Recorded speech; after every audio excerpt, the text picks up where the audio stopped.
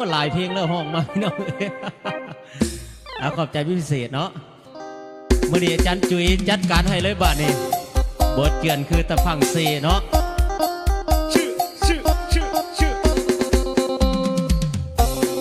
เมื่อนี้ขอบใจทั้งเจ้าภาพเด้อที่เชิญเบาน้อยสายน้ำเซมาร่วมการร่วมงานเนาะกับพี่น้องทางป่าปากนี่แหละเนาะมันบทเยือนคือตะพังเซตามครอบขอกันละกันเด้อ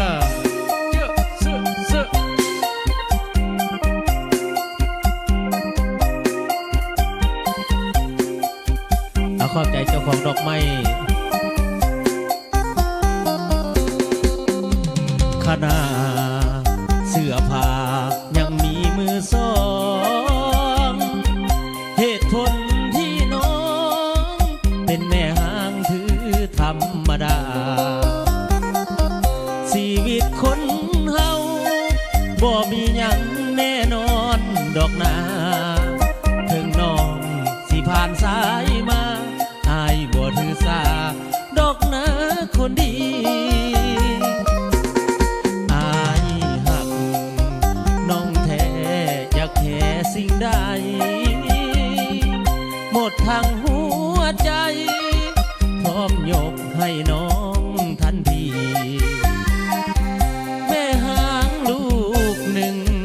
ลูกสองลูกสามลูกสี่หักจริงหวังแต่งอีลีศาสตร์นี้ขอมีเพียงนาห้างก็ห้างมหา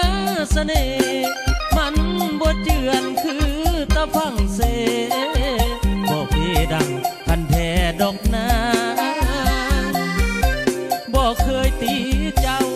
ถึงไผสิเว้าว่าเป็นแม่หางให้พร้อมสิแต่งเอานาหวังมาห่วมสร้างเลี้ยงลูกแทนเขา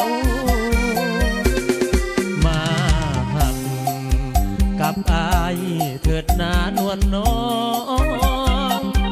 อายขอหับพ้องจะดูแลน้องแทนผัวเก่าลูกสามลูกสี่ลูกห้าลูกหกอายก็สิเอาขอเพียงแต่น้องลืมเขาอายพร้อมสิเอาน้องเขาวิวาแม่ห่างเอ้ยแม่ห่างเขาทิ้งบ่เป็นยังดอกมาหาอายเด้อเอาขอบใจพี่น้องเดินทางมาจากอำเภอธาตุพนมเด้อแล้วก็พี่น้องเดินทางมาจากอำเภอบางยางแน่พิเศษพี่น้องบ้านโคกกลางเขาเด้อ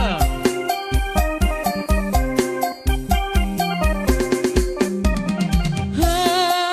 งก็ห้างมหาเสน่ห์มันบ่เจือนคือตะฟังเซบ่เพดังคันแท้ดอกนาบ่เคยตีเจ้าถึงไผสิเว้าว่าเป็นแม่หางอายพร้อมสิแต่งเอานะ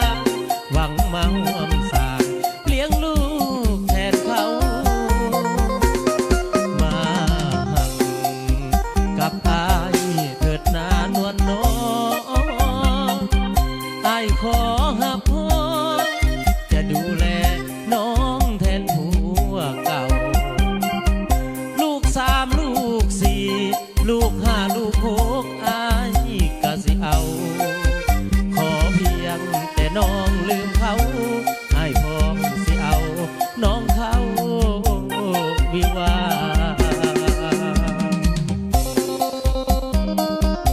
เอามอบให้เดินหน้าเวทีเด้อ